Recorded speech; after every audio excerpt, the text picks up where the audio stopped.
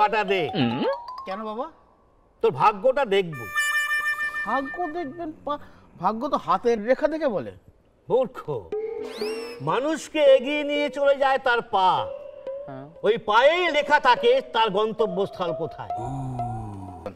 উনি হলেন বাবা। বাবা? কার বাবা?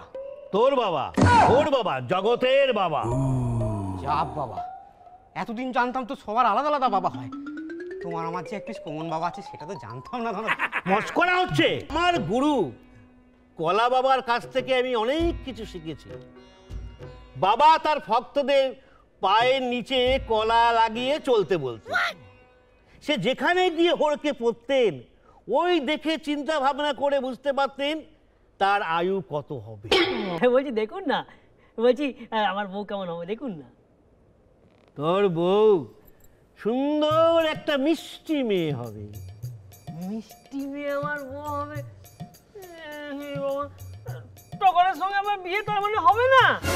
এই এই তুই কি বলতে চাইছিস? কি আমি মিষ্টি নই? হরি